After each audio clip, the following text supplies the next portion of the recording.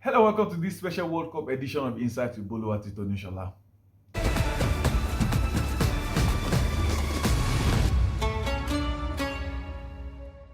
Well, match day 2 gave us exciting fixtures, interesting results where the Three Lions of England thrashed Iran. I've listened to many people talk about, well, it's Iran, they were expected to beat them. But remember, if Iran had won that game, it would have been the other way around. It would have been England's poor run of form as continued. Remember yesterday, I was a bit scared based on their form in the UEFA Nations League, but they turned up on the day, scoring 6 amazing goals. Yes, they conceded 2, but it's just win. Winning is the most important thing. Yeah, no clean sheets for keepers and defenders, but winning is important. And they did just that with goals coming from Bukayo Saka scoring the brace, Marcus Rashford, Jack Grealish, Jude Bellingham, and Raheem Sterling. And we saw Senegal collapse against the Netherlands without Raheem Sterling, without Sadio Mane. It felt like they had no bite up front without Mane. Yes, Ismaila Sarr likes it, but the absence of Sadio Mane was felt. They played well actually, but the most important thing is keeping their shape all through. And thanks to the defensive blunder and the goalkeeping error, cost them 2 goals against the Netherlands. The first goal was considered late in the game, and it was a poor timing by the goalkeeper Edouard Mendy,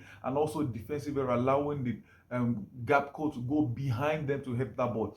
And the second goal, I think, was a terrible goalkeeping from Edouard Mendy, who pushed the ball back into action and they scored from the rebound. Now they must win their next 2 games if they have any better chance of progressing. And the last game for the day was United States of America versus Wales. Well, an interesting game from the get-go all through. US had the break, and the interesting thing is the goal was scored by the son of the president of Liberia, the only African to have won the Ballon d'Or at the World Best Player Award. So good game yesterday between USA and Wales, but Gary Bill did so well. At halftime, Gary Bill was doing more of defending than attacking. But in the second half, when they gave him more chances to go forward, more chances to explore, it paid off, and he won the penalty that got them the goal. And of course, he took in the penalty to back up the net. But today, we have good games as well. We have Argentina taking on Saudi Arabia. I don't think there's anything to say about this game. If Argentina fail to win this game, if Saudi Arabia wins this game, it will be the biggest upset in the history of the FIFA World Cup, with the likes of Di Maria, Lionel Messi, Lautaro Martinez around the pole in the middle of the park for them.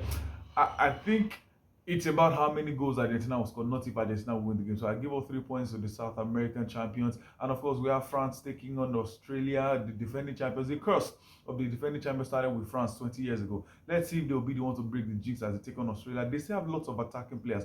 Yes, the Benzimas and co are missing from this game on Coco, but I think they still have some quality players in the squad. Ousmane Dembele, Kylian Mbappe, of course, Antoine Griezmann. In the middle, there's Chouameni, there's Kamavinga, Rabiot in the midfield. And in defense, of course, they have some quality players, even though Kimpembe will be missing in this one. So I think France should still do enough to do a good job against Australia. And in the other games we have in the Argentina group, there's Mexico taking on Poland. I think the winner in this game may be the one to qualify to join Argentina in the next round. And of course, my dark horses in tournaments, Denmark taking on Africans Tunisia. I think Denmark should do enough to win Tunisia. If Tunisia win this game, they also have a very, very good chance of progressing to the next round. So again, Argentina straight win against Saudi Arabia. Even a draw will look like an upset at the end of the day. And the other game in the group there, I think Mexico, Poland.